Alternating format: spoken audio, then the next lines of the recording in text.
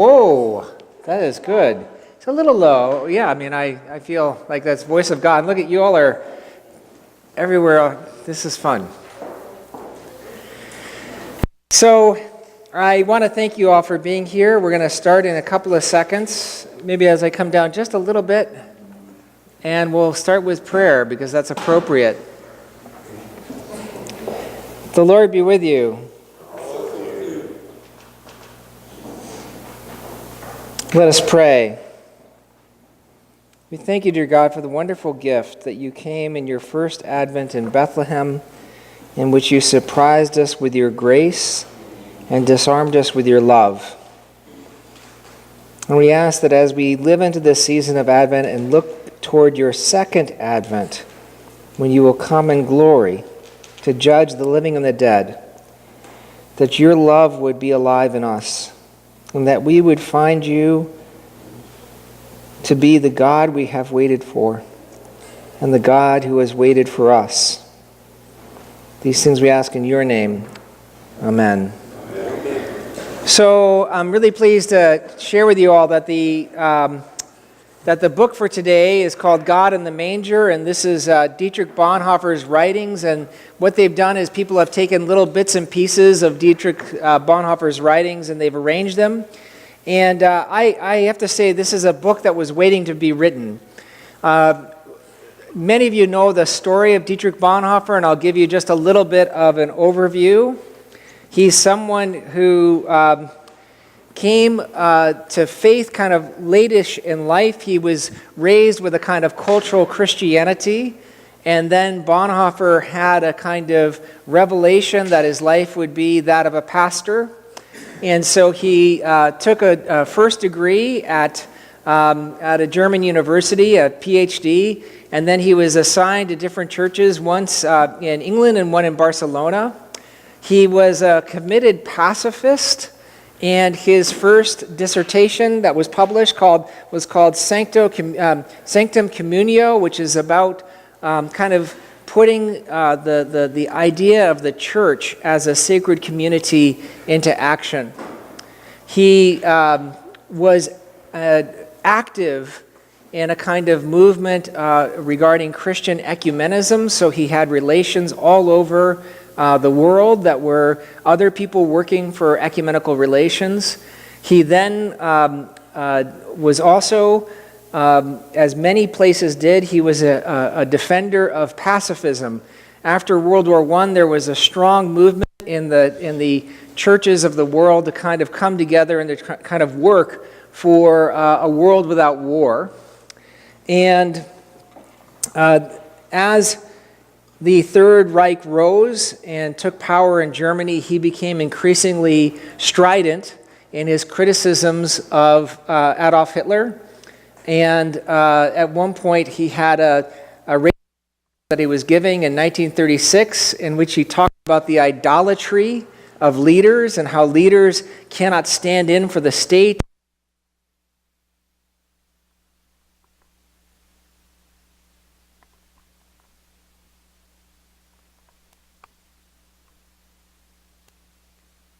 Of the North Sea, where he called Finkenwald, in which he tried to create a kind of rule of life.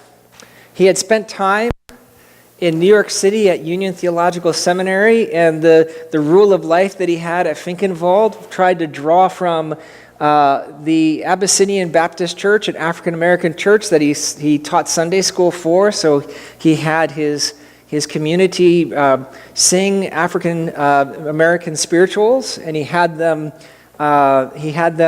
engage in kind of a close examination of their life together. And Life Together is to this day an incredible piece of writing. It's a very slim volume and an incredibly important volume. He then was somehow engaged in a plot to assassinate Hitler. Many people debate his involvement. The people who tend to read Bonhoeffer as a pacifist see him as, at best, tangentially involved. The people who see Bonhoeffer as a Christian martyr and realist tend to see him as definitely committed to the overturning of Adolf Hitler. The plot failed. He was implicated. He was imprisoned. And then in 1944, he was executed. He was hung. And part of the challenges with understanding Bonhoeffer as a theologian is he was 39 years old when he died, and that's becoming to be a young man, according to my estimations. So a lot of his stuff was early on in his career. He was engaged to a young woman who was barely 18. He had had a kind of surprisingly sheltered life. At the same time, he had a penetrating insight into the world around him. And he was clear in a way that few people have been about how challenging it is to proclaim the gospel in modern society. And so there were things that he would say that were incredibly powerful, one of which was that the future of Christianity will be as a religion-less religion. That we needed to kind of somehow come up with a religion-less Christianity. What did he mean by that? Well, he meant that the church had been so seduced by its place in society that it had lost its ability to be a prophetic voice. And he also believed that it was the Bible itself that could release us from that imprisonment, a kind of dedication to the Scriptures. And that makes Bonhoeffer really, really popular with evangelicals. I think that when you read Bonhoeffer as a scriptural exegete, as a commentator, you see a very powerful mind at work that doesn't always go in the direction of a literal reading. Exactly figuring out what kind of scriptural reading Bonhoeffer engages in is a task for theologians and historians. But one of the things that comes out of that is incredibly important for us to note is that Bonhoeffer had, in some ways, what I would call a parable-like reading of scriptures.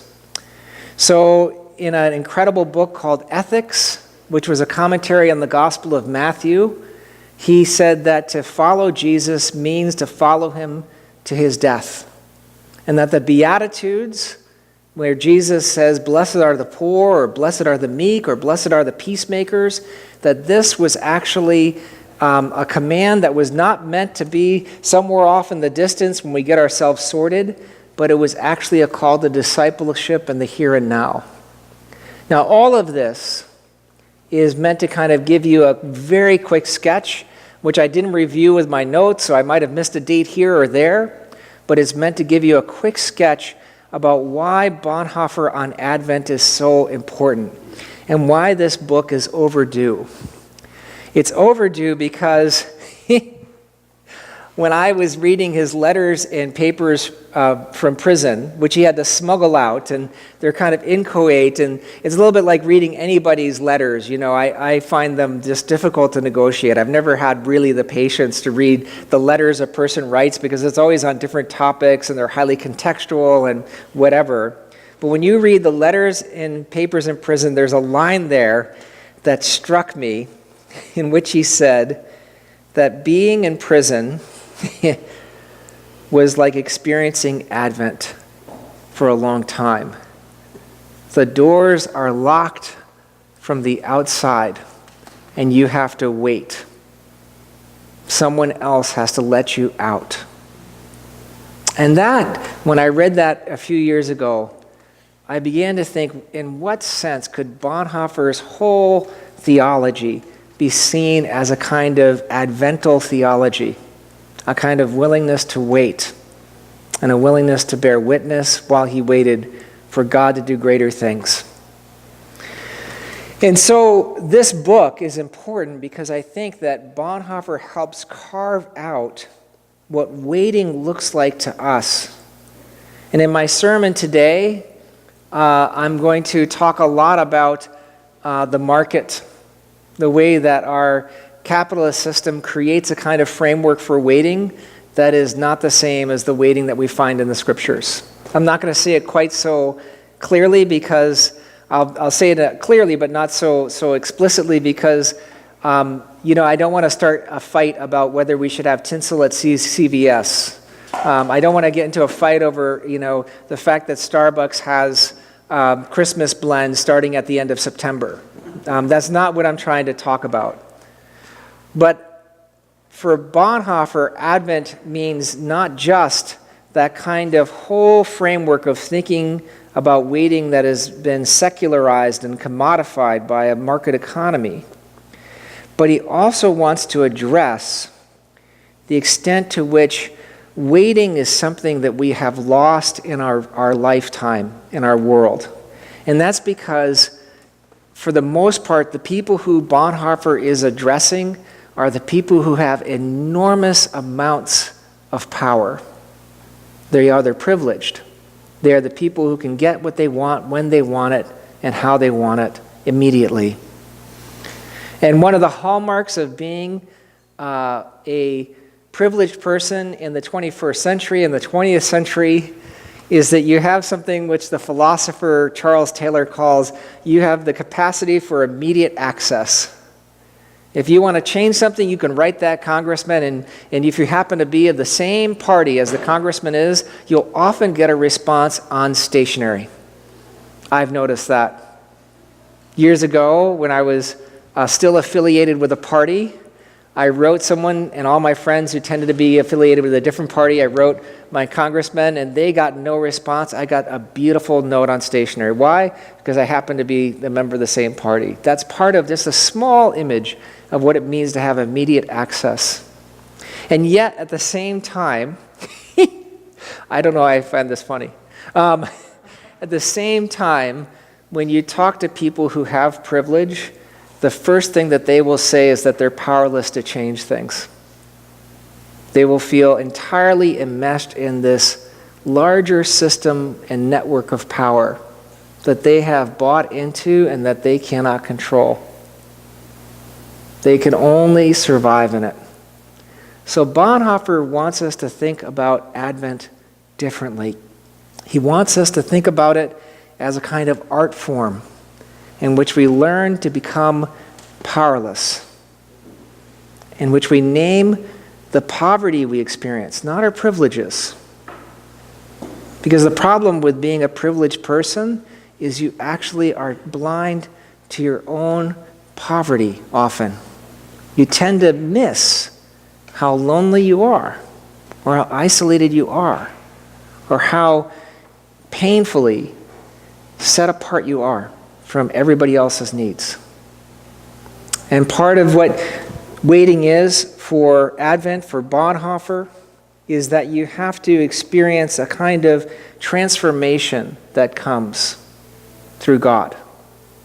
And one of the things that I'll say in my sermon, which I'm sorry it's so enmeshed today, but one of the things that I try to name is that the waiting that we tend to do in a capitalist society is one that centers around delayed gratification. You want to be a doctor, you have to go to medical school, and then you'll enjoy the privileges of being a doctor.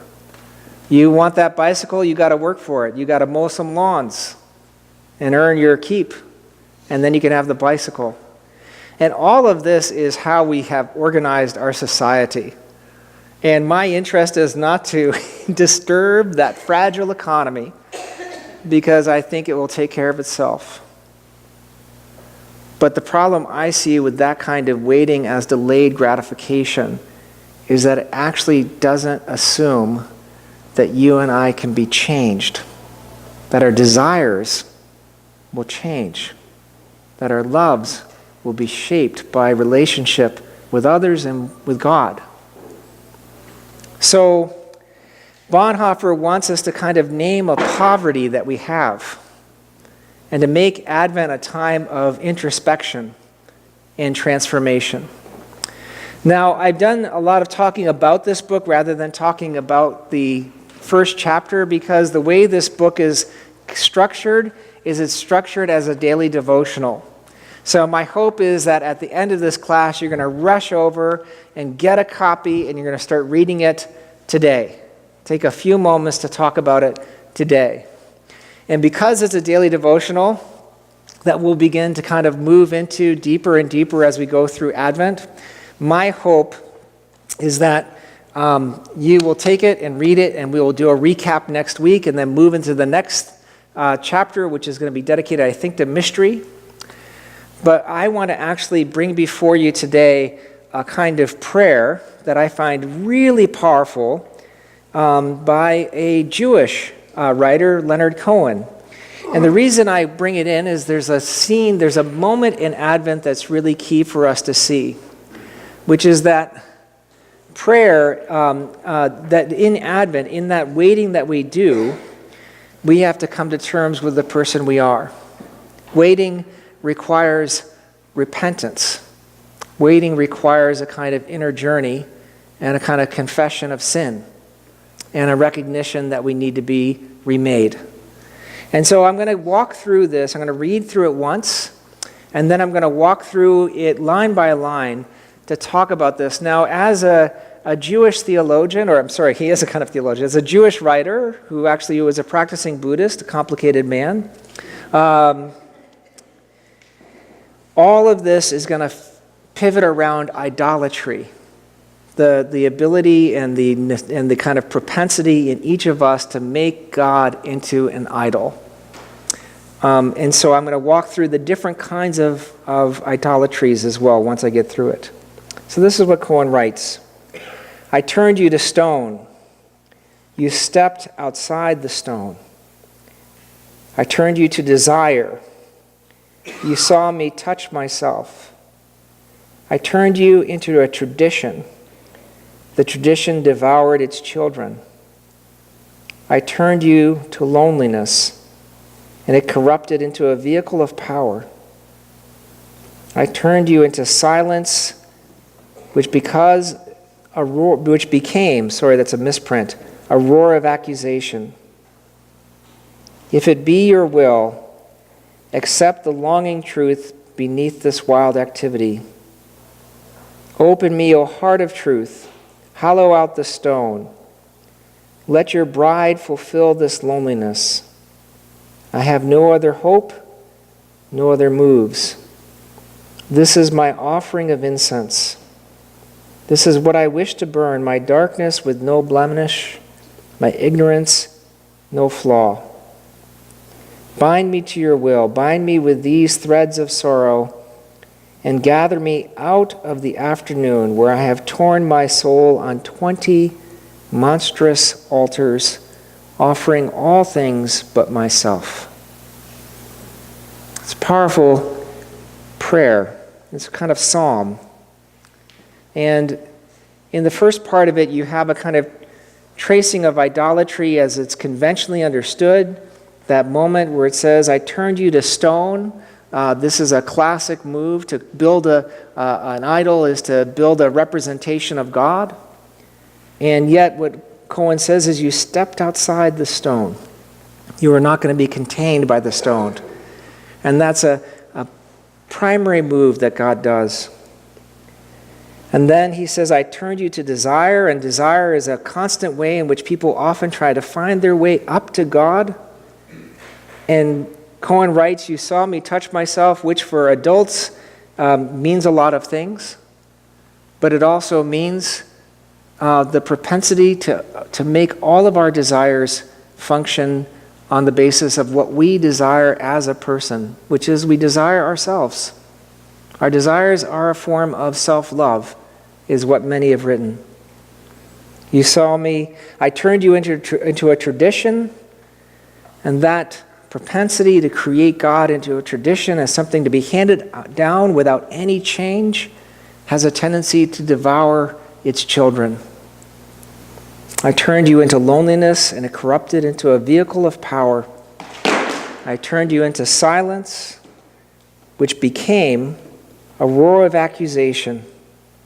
All of these things in that first part, Cohen is naming different forms and different guises in which idolatry happens, in which we tend to place something we have made, or tend to place our religion, tend to place our desires on the throne of our lives and not God.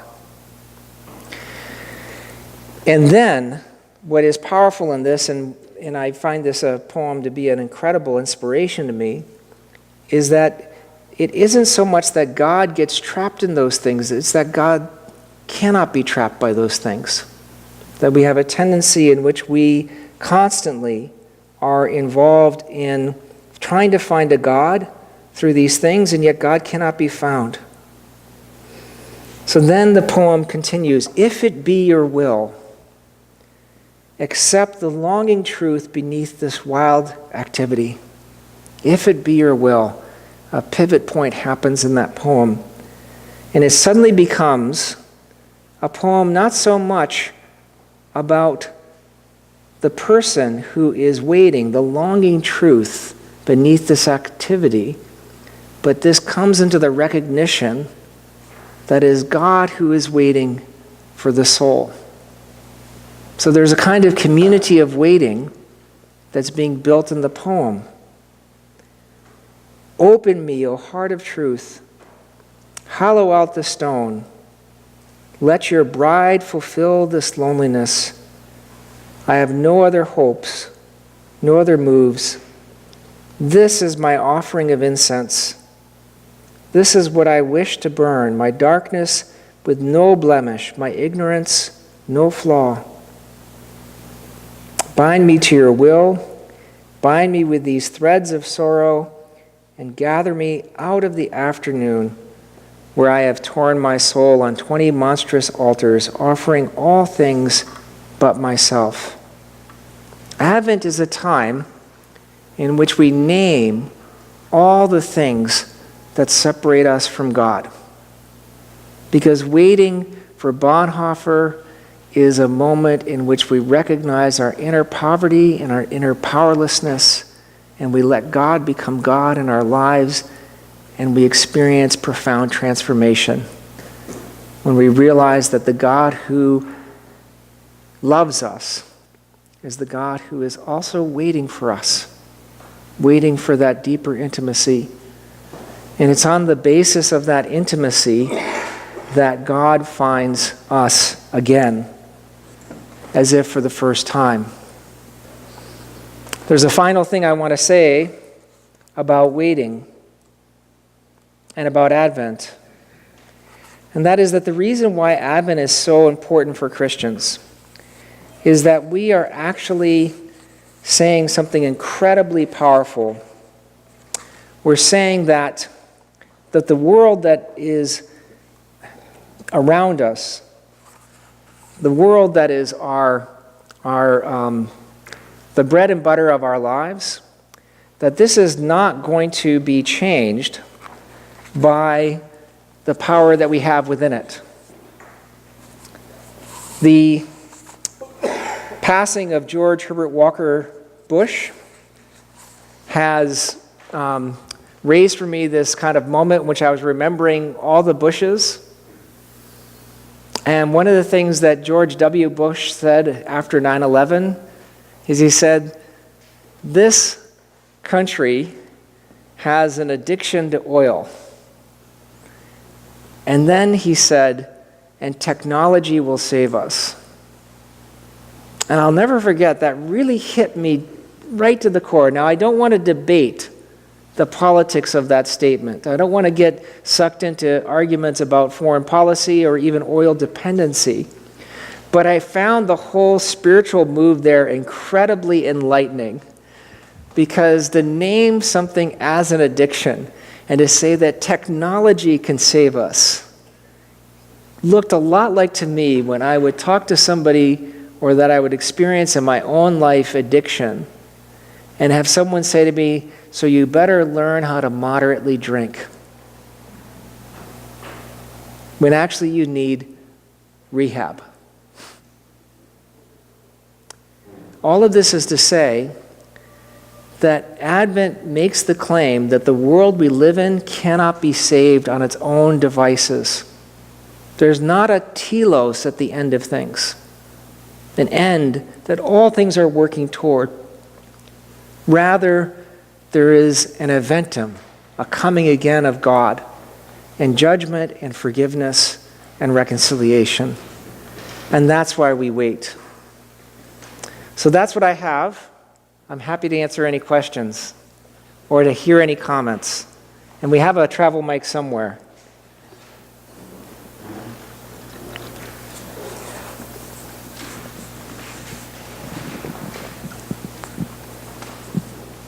Let me ask a question then of you. What does waiting look like for you?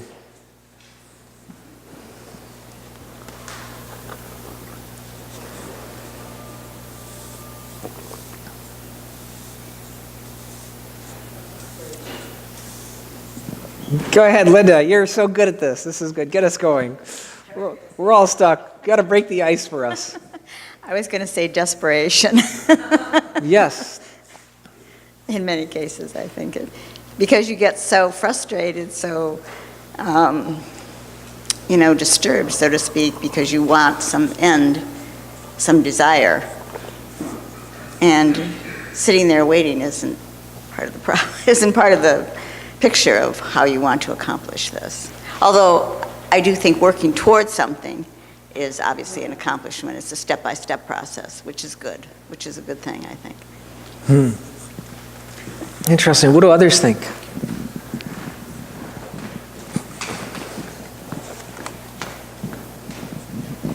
Thanks for waiting. I would say that waiting for me is powerfully painful. And it is one of the deepest and most difficult things that I think I have experienced as a child, impatience, and I've experienced endless wanting things to be according to the way I would like it to be. And so I went through a period maybe 10 years ago where illness sort of brought me to a point where I realized that God was really in the margins of my life and not really in the center. And so at that moment, I think bringing God into the center rather than the margins, it has caused me to realize that the story of my life or my family is really in His hands, not mine. And so it's an incredible journey, actually. It feels like, it actually feels like freedom when at that moment you begin to take your hands off the wheel, so to speak, and allow God to really bring things in. And the result of that, to me, is that it is offered to me just a whole new way of looking at life, and it's pivotal in the sense that the great surprise of life is that God actually has more for me than I could even conceive of. And the result of that is that I no longer feel the need to suggest to God what I would like Him to do for me. That's beautiful, David. I really appreciate you saying that, because it's also in those moments that illness is an incredible teacher, isn't it? Because it's one of those things when it evades the kind of interventions that we're used to taking. It kind of raises for us these moments. I find in my own life that relationships that have gone south, and I'm powerless to repair them, and I have to just wait. And they've gone south, part of what I've done, but also part of what they've done, and there's just so much wreckage that I can't figure out a way to kind of try to negotiate through the ruins to get there. What do others think? Eric.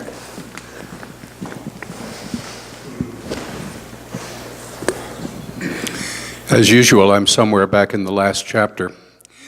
I'm still wrestling with the poem. When I first read through it, my first big mistake was to assume that the speaker was God, and it was making no sense at all. I don't know whether anyone else thought that. When I realized the speaker is like me, some things began to come clearer. For example, I turned you, O God, into stone. an idol. But God is always escaping the idols that we create. So far, so good. I have no idea what the speaker means by turning God into loneliness and that becomes a vehicle of power. And I have no idea what the speaker means by referring to his own darkness as having no blemish. Can anybody help me here? Yeah. So as I read it, so Cohen is both, he never abandoned his Judaism, but he became a practicing Buddhist, right? Actually went and became a monk for years.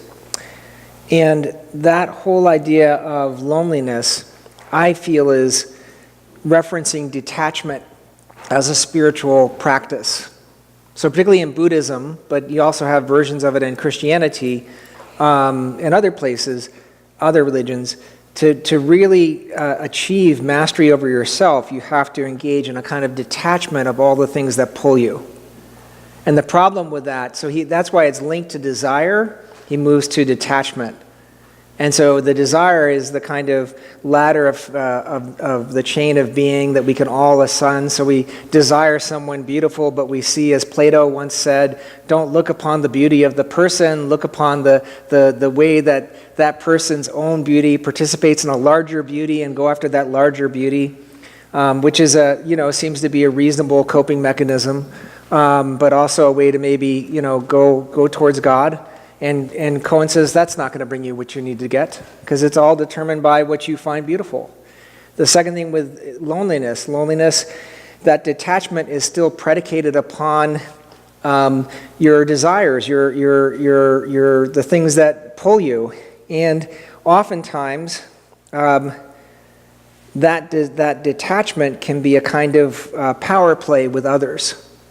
I'll never forget, one of my friends was talking about going to see a Buddhist monk, and I know this sounds weird, but how when people go to other people for religious experiences, they'll still find what they need to find, And so I can't remember if this is a read thing or a reported thing, but she said that the monk received a letter and immediately put the letter on the table and said, "I'll open it when I have conquered my attachment to what's inside of it."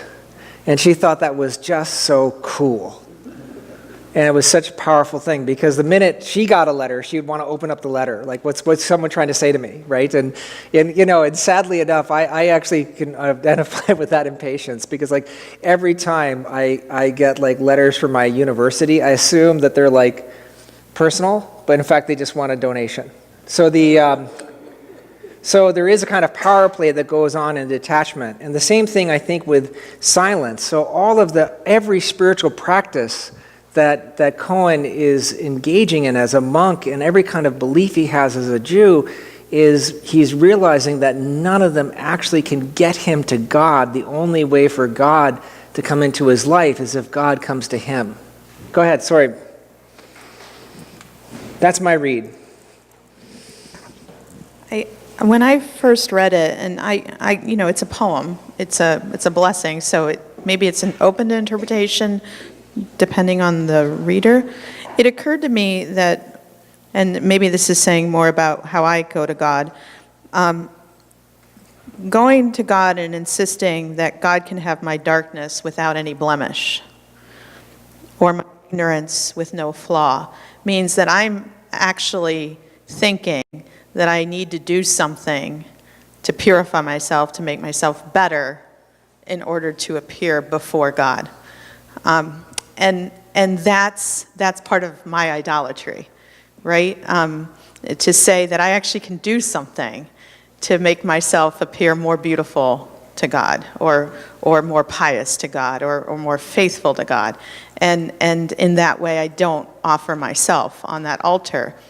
And, so I'm really excited about this Advent. I'm excited because calendar-wise, it works with December. December 2nd is the beginning of Advent, and I just like that. That makes it easy for me, as opposed to if it's in November, December.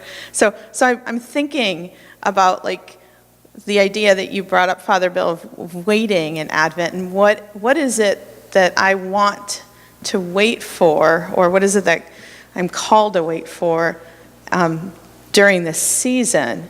And I'm curious how my brothers and sisters are thinking about this.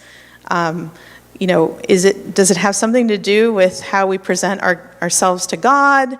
Does it have to do with what you were talking about in terms of our understanding of waiting? I think there's such a richness here, and I'm super, super excited to spend Advent with you all. I think that what you're saying is 100% right, because obviously he does cloak it, but the darkness with no blemish, the ignorance with no flaw, I think that's a confessional move, right? So he's saying the darkness without the blemish of me trying to cover it up.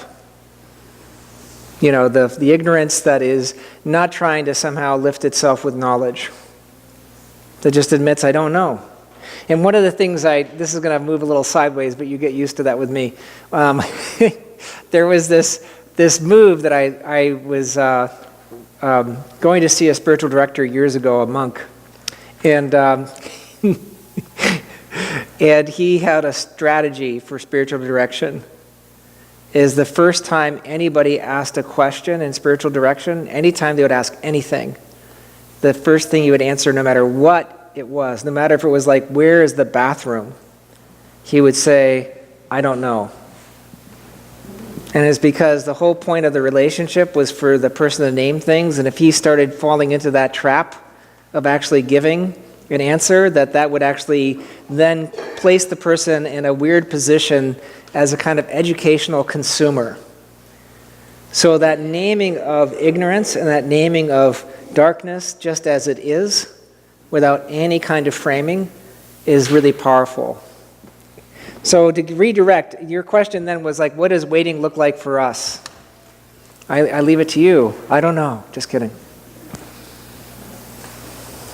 I will speak for myself. I hear this as this idea of living out of our poverty in Advent as another way of saying it's an invitation to spend time with our powerlessness, to notice it, to experience it. And as folks of significant privilege, we might not see those moments very often. We see them, as it was mentioned, in illness, in the things that we're uncontrolled, we can't control, relationships and so forth. Yet I think we're confronted with many more moment by moment, daily moments of powerlessness.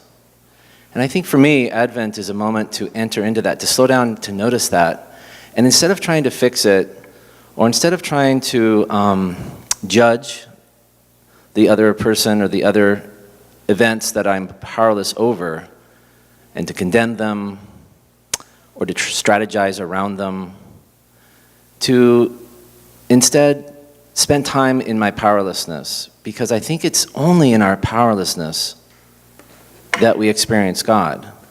So long as we're in control, we're in control. And so, back to the Sermon on the Mount, blessed are the meek, blessed are the powerless. They are blessed because they know their need for God. And so it's in our moments of powerlessness, where it's a relationship I can't control, or whatever it happens to be, that I need to switch to a new source, and that is not my source, but God. I think it's beautifully put. I think you're totally right, because I think that years ago when I was doing some spiritual work, somebody said to me, my greatest fear for you is that God will give you everything you want. Because the minute you get everything you want, you actually don't have the chance to be transformed in what you want. You don't really see the lack. You don't see the need. And that powerlessness is really powerful, because that's where the transformation happens. And again, I don't want to foreground the sermon or to repeat it, but one of the things that I've noticed as I've looked at like Renaissance paintings of the Annunciation is that Mary has always got a book in her hand. And so Mary's always is in the midst of turning inward and doing some prayer and self-examination before the angel comes. And all of that says to me is that Advent, in terms of waiting actually has to be a time of self-examination. a kind of inventory taking, to use 12-step language, right? Which is that you need to kind of see where you have, what you have done and what you have left undone. And that's part of what it means to enter into Advent faithfully. And I think, you're totally right as well, Chris, because I find part of the thing that I'm trying to rebel against a little bit is I have fought too many stupid wars over Christmas, right? So when I was a seminary professor, we used to have these knockdown dragouts of when we should put the Christmas tree up at the seminary, and that Advent should be a dark time. We should have no lights. We should have no baubles. This was really bad to do. We should do it on Christmas Eve, and you were ruining your children if you actually had a Christmas tree up when everybody else had a Christmas tree up. And I just didn't have it in me to hurt my children. I'm like, they're getting a Christmas tree December 1. I don't care. That's just the way I am. I'm going to be an indulgent father, and that's just the way I am.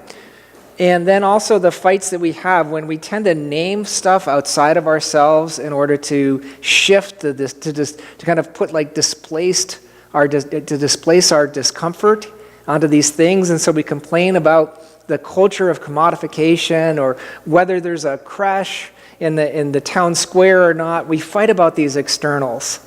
But for the Renaissance paintings, these incredibly elaborate paintings, there's a simple point, which is that Mary is in the midst of a kind of Advent space by praying and going inside. And that's what you and I need to do, is we need to go inside at this time. We need to go into our own self. And what's going to happen outside of us is not going to actually make the difference. Yeah, we could get it all right. We could successfully have a war on having Christmas too early. We could take on CVS or Starbucks or whoever we want to name. Papa Joe's, my God, the Advent calendars, they were on sale already. We could do all those things and we would still miss out. Let me finish, because it's time to finish, and I really appreciate this. But this, if you all have the book, if you go to page 13, I'm just going to read the Psalm 62. For God alone my soul in silence waits, for my hope is from him. He alone is my rock and salvation, my fortress. I shall not be shaken. On God rests my deliverance and my honor. My mighty rock, my refuge is in God. Trust in him at all times, O people. Pour out your heart before him. God is a refuge for us. So may it be. Amen. Thanks, guys.